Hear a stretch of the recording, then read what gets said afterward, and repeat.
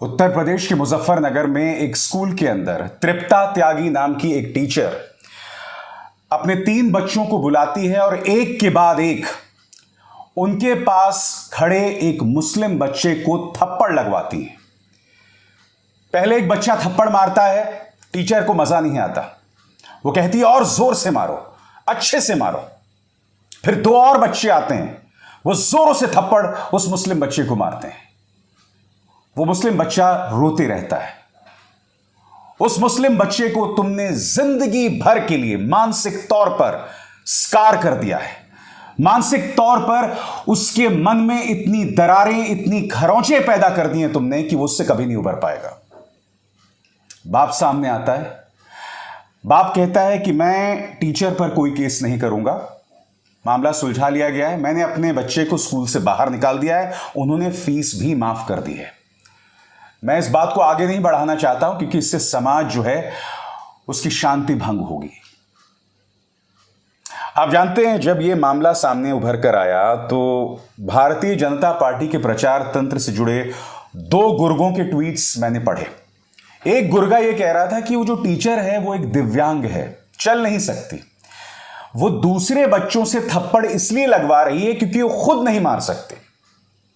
सोच देखिए दोस्तों, इन अंधभक्तों की सोच देखिए, जिस राजनीतिक विचारधारा में दफन है, इनकी सोच देखिए। सबसे पहली बात, कुछ देर के लिए मैं मान भी लूं कि टीचर का मारना सही है। हमारे जमाने में हमारे टीचर्स ने हमें बहुत बुरी तरह से मारा है। आजकल बच्चों को स्कूल में मारा नहीं जाता, गलत समझा जाता है। किसी टीचर को किसी बच्चे को मारने का अधिकार नहीं है, नंबर 1। नंबर 2, वो इस बात को जायज ठहरा रहा है कि टीचर दूसरे बच्चों से उस बच्चे को थप्पड़ लगवा रही है। ये देखिए अपने आप में, यानी कि एक बच्चा जिसकी मजहबी पहचान मुसलमान है उसे तुम खड़ा कर रहे हो क्लास से अलग, और फिर दूसरे बच्चों से उसे थप्पड़ लगवा रहे हो। यानी कि उस बच्चे को तुम स्कूल के अंदर, उस क्लास के अंदर, उस समाज के अंदर अलग थलग कर रहे हो, और उस गुर्गे को उसमें कुछ गलत नहीं दिखाई देता है, कुछ भी गलत नहीं दिखाई देता है। जब एक कचरा राजनीतिक विचारधारा आपके दिमाग में भर जाती है ना, तब आप इस तरह से बातें करते हैं। मैं आज आपसे एक बात कहना चाहता हूं, जिन 3 बच्चों ने उस मुस्लिम बच्चे को थप्पड़ मारा, उनके मां बाप को तृप्ता त्यागी के खिलाफ केस करना चाहिए, और मैं बताता हूं क्यों। वो केस इसलिए करना चाहिए दोस्तों क्योंकि उन बच्चों को मानसिक तौर पर गुंडा बनाया जा रहा है। भविष्य में यही बच्चे समाज में जाकर अराजकता मचाएंगे। यह शिक्षा एक टीचर दे रही है, क्योंकि जब उस मुस्लिम बच्चे को थप्पड़ मारा जा रहा था तो एक व्यक्ति उस वीडियो को ले रहा था, क्योंकि वो जो वीडियो लीक हुआ है, जाहिर सी बात है एक व्यक्ति उस वीडियो को लीक कर रहा था। यानी कि एक क्लास के अंदर मानसिक तौर पर आप रोगी बनाने का एक पूरा प्लान बना रहे हैं। सारे बच्चे इस माहौल में यही सीखेंगे कि आप ही के देश के एक नागरिक को इस तरह से जो है बेइज्जत किया जाए, उसे मारा जाए, पीटा जाए। उस पर टीचर भी हंस रही है, वीडियो लेने वाला भी हंस रहा है। ये इतने बेशर्म हैं कि उस वीडियो को लीक भी कर दिया गया। इन्हें इस बात की शर्म नहीं थी कि इसके जरिए तुम्हारी इंसानियत पर कितना बड़ा सवाल होगा कि तुम इस वीडियो को लीक कर रहे हो। और आप जानते हैं, कल ट्विटर पर मैंने कुछ ट्वीट्स किए इस घटना को लेकर, तो मैंने देखा कि मोदी जी का एक परम भक्त आकर मेरे ही ट्वीट के नीचे कमेंट करता है कि ये सब इसलिए हो रहा है क्योंकि तुम्हारे जैसे पत्रकार जो हैं हिंदुओं पर दोष मढ़ते हैं। सबसे पहली बात, मैं ये जो 2 रुपल्ली ट्रोल्स हैं इन्हें चुनौती देता हूं, मेरा एक वीडियो बता दो जिसमें मैंने किसी भी घटना के लिए हिंदुओं पर दोष मढ़ाओ, हिंदुओं पर दोष मढ़ाओ। भारतीय जनता पार्टी पर मढ़ता रहता हूं क्योंकि सरकार है, मौजूदा बीजेपी जो है वो जहरीली राजनीति करती है, तो मैं इस मंच पर उनके खिलाफ आवाज उठाता रहूंगा, उनकी घटिया निचली राजनीति के खिलाफ आवाज उठाता रहूंगा। भारतीय जनता पार्टी का मतलब हिंदू नहीं है। और सबसे बड़ी बात, मैंने इसी मंच पर कई बार कहा है कि मेरी जद्दोजहद मुसलमानों को बचाने के लिए नहीं है।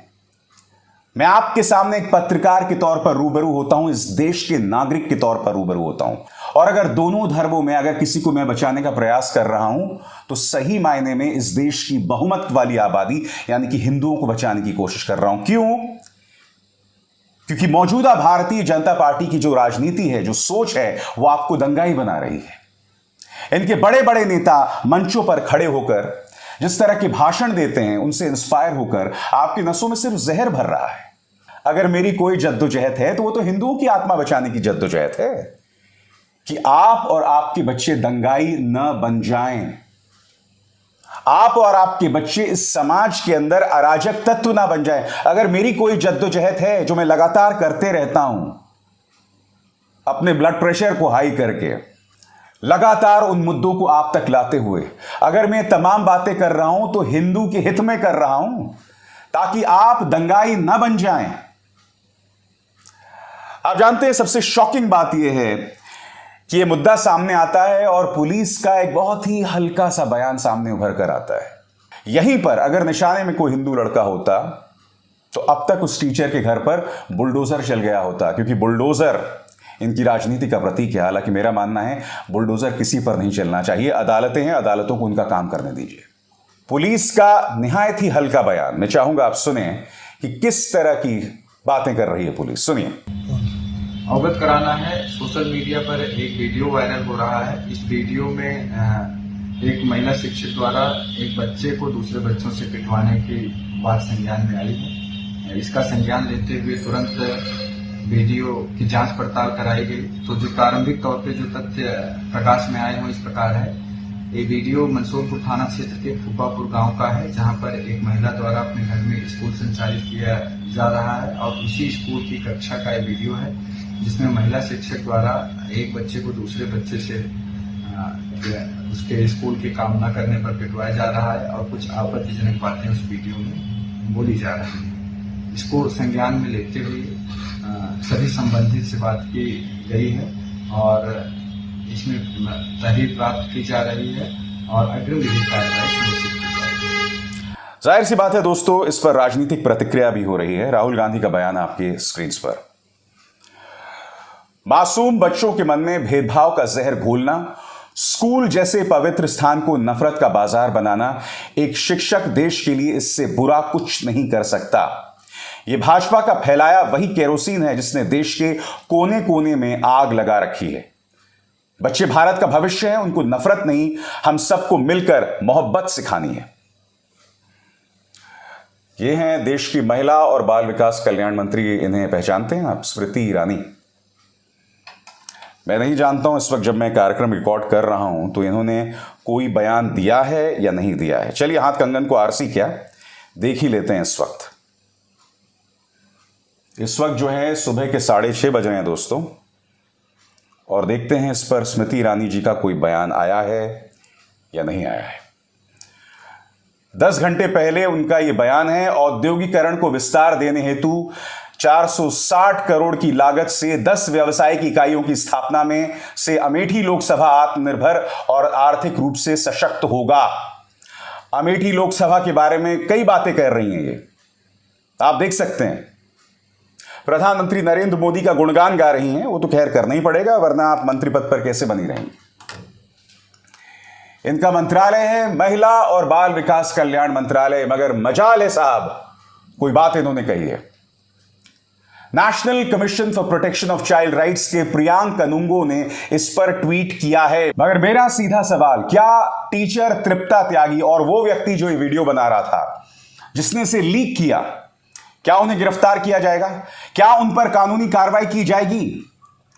आपने एक बात पर गौर किया होगा दोस्तों, इस पूरे कार्यक्रम में मैंने कहीं पर भी तृप्ता त्यागी की पहचान जाहिर नहीं होने दी। क्यों नहीं होने दी, मैं बताइए।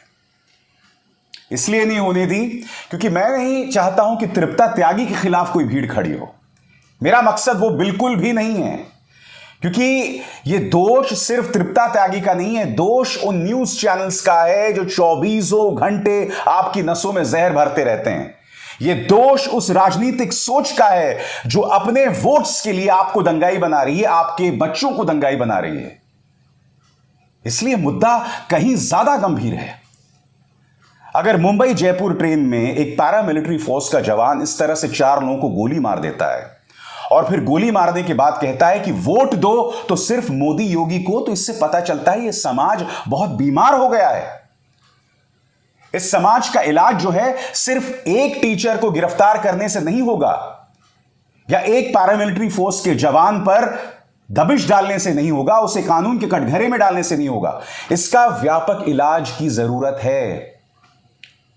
यह बहुत जरूरी है कि इन न्यूज चैनल्स में जो जहर परोसा जा रहा है उन न्यूज चैनल्स पर लगाम हो।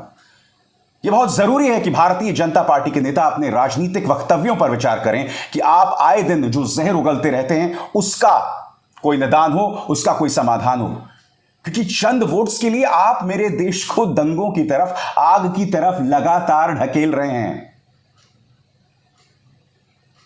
इस देश का संविधान जो है हम सबको गारंटी देता है कि हम सबके समान अधिकार हैं, हमें धार्मिक स्वतंत्रता की आजादी देता है। मगर आप इस समाज के कुछ नागरिकों पर इस तरह से अत्याचार कर रहे हैं कि आप लगातार संविधान की धज्जियां उड़ा रहे हैं।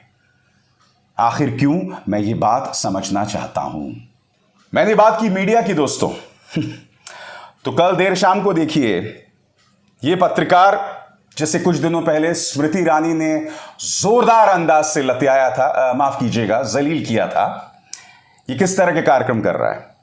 भारत में मुसलमान सुरक्षित या असुरक्षित, विडंबना देखिए दोस्तों। मुंबई जयपुर एक्सप्रेस में एक व्यक्ति 3 मुसलमानों को मौत के घाट उतार देता है और मौत के घाट उतारने के बाद प्रधानमंत्री मोदी और योगी के लिए वोट की अपील कर डालता है। इस तरह की मिसाल सामने उभर कर आती है और यह आदमी, जिसके बारे में मैंने कई बार कहा है कि तिहाड़ जेल में पत्रकारिता का नाम रोशन कर चुका है, यह इस तरह की बातें कर रहा है। हकीकत यह है कि इन्हीं पत्रकारों की वजह से जो आए दिन प्राइम टाइम में जहर उगलते रहते हैं, आज समाज का यह हाल हो गया है। क्योंकि इसके आपने ढेरों कार्यक्रम देखे होंगे, 25 किस्म के जिहाद, लव जिहाद, फलाना ढिमकाना, और हर कार्यक्रम का मकसद भारतीय जनता पार्टी के लिए वोट हासिल करना, समाज के अंदर जहर बोना और उसके अलावा कुछ नहीं। और दुख की बात यह है कि इंडिया टुडे जैसा एक संस्थान इस व्यक्ति को जगह भी दे रहा है। कोई न्यूज चैनल आज उस मुस्लिम बच्चे की आवाज नहीं उठाने वाला है। आप जानते हैं सबसे शर्मनाक बात क्या है? जैसे ही वो वीडियो वायरल हुआ था, उसके बस कुछ देर बाद ट्विटर से धीरे धीरे वो वीडियोस हटाया जाने लगा। यानी कि कहीं ना कहीं ट्विटर को यह फरमान जारी कर दिया गया कि यह वीडियो वायरल नहीं होना चाहिए, क्योंकि जाहिर सी बात है कि इससे एक संदेश जाएगा कि मुख्यमंत्री आदित्यनाथ के उत्तर प्रदेश में और प्रधानमंत्री नरेंद्र मोदी के भारत में क्या हो रहा है। वीडियोस को आधिकारिक तौर पर डिलीट करवाया गया। मगर मैं एक सवाल पूछना चाहता हूं, क्या यह सरकार उस मुस्लिम बच्चे के मन से उस खौफनाक याद को भी डिलीट कर सकती है? उसको इरेज कर सकती है, उसे हटा सकती है? चुनौती आपके सामने यह है। आपको लगता है कि अंतर्राष्ट्रीय तौर पर मोदी जी की बदनामी होगी, इसलिए उस वीडियो को डिलीट करवा दिया जाए, हटा दिया जाए। मगर आपकी चुनौती प्रधानमंत्री नरेंद्र मोदी की इज्जत बचाने की या मुख्यमंत्री आदित्यनाथ की इज्जत बचाने की नहीं होनी चाहिए। आपकी चुनौती होनी चाहिए उस बच्चे को संबोधित करना, उसके परिवार में विश्वास पैदा करना, क्योंकि उसके मां बाप ने उस बच्चे को स्कूल से बाहर निकाल लिया है। कायदे से कार्रवाई उस टीचर और उस व्यक्ति पर होना चाहिए था जो हंस रहे थे जब उस बच्चे को थप्पड़ मारा जा रहा था। उन पर कार्रवाई होनी चाहिए थी। उन पर कार्रवाई होने के बजाय क्या हो रहा है? उन पर कार्रवाई होने के बजाय जो है उस वीडियो को डिलीट किया जा रहा है, मामले को रफा दफा किया जा रहा है। यहां पर इनका वो ऐतिहासिक बुलडोजर कहीं पर दिखाई नहीं देता है। शर्म आती है आपको? थोड़ी सी भी शर्म आती है आपको? और जाते जाते दोस्तों, मैं एक अपील करना चाहूंगा उस बच्चे के मां बाप से ही नहीं बल्कि इस देश के मुसलमानों से भी। इस देश में पिछले कुछ दिनों से कई ऐसी घटनाएं हो रही हैं और इन घटनाओं के बाद आपके मन में असुरक्षा पैदा होना, डर पैदा होना, नाराजगी पैदा होना लाजमी है। मगर हर बार की तरह मैं आपसे एक बात कहना चाहूंगा,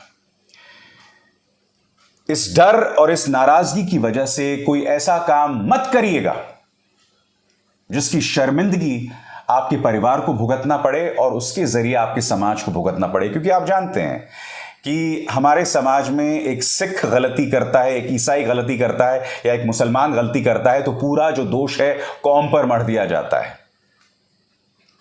होता है कि नहीं? तो याद कीजिएगा, गुस्से और नाराजगी में ऐसा कोई काम मत कीजिएगा जिसका नुकसान आपके परिवार को।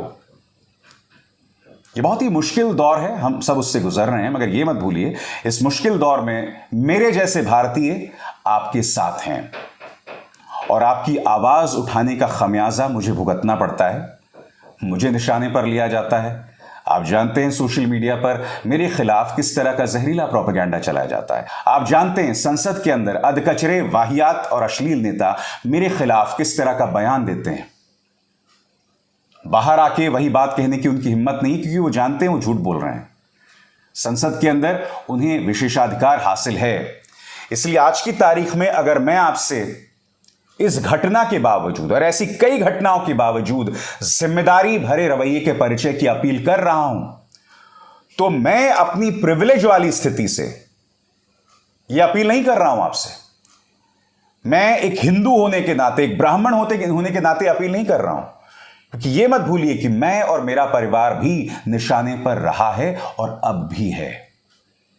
मेरे खिलाफ भी एक झूठा और दुष्प्रचार चलाया जाता है, मेरे खिलाफ भी एक भीड़ खड़ी की जाती है, और न सिर्फ मेरे खिलाफ, अन्य पत्रकार भी जो आज की तारीख में इस सरकार से सवाल करते हैं। मैं अकेला नहीं हूं, कई अन्य पत्रकार भी हैं, उनके खिलाफ भी भीड़ खड़ी की जाती है। उन्हें सुनिए, उन्हें देखिए, और ये याद रखिए, ये जो हम तस्वीरें देख रहे हैं ना, हमारा समाज इतना घिनौना नहीं है। हम सब के अंदर कुरीतियां होती हैं, हम सब के अंदर जहर होता है, हम सब के अंदर एक खलनायक होता है, और हमारे नेताओं की जिम्मेदारी होती है कि हमारे अंदर की अच्छाई को उबारें। मगर पिछले 9 साल से एक राजनीतिक सोच हमारे अंदर की असुरक्षा को सामने ला रही है, हमारे अंदर के जहर को सामने ला रही है। फिर से मैं दोहराना चाहूंगा, ये जहर, ये नकारात्मकता सबके अंदर होती है, चाहे वो हिंदू हो, मुसलमान हो, सिख हो या ईसाई हो। मगर जब एक ऐसा मीडिया आपके समाज में होगा, एक ऐसी राजनीतिक विचारधारा आपके समाज में होगी जो सिर्फ और सिर्फ आपको नकारात्मकता सिखाएगी, आपके अंदर जहर भरेगी, आपको असुरक्षित करेगी कि अगर हम सत्ता से चले गए तो मुगलों का राज आ जाएगा, तो समाज वैसे करने लगता है। मगर दौर आएगा जब यह सब बदलेगा, और जब यह सब बदलेगा तो मुझे पूरी उम्मीद है कि जो गलतियां कुछ लोगों ने की हैं, उन्हें उन गलतियों पर अफसोस होगा। यह समाज एक बार फिर एक सकारात्मक ऊर्जा देगा, एक बेहतर जगह होगी जहां आप और हम सब एक साथ जी पाएंगे।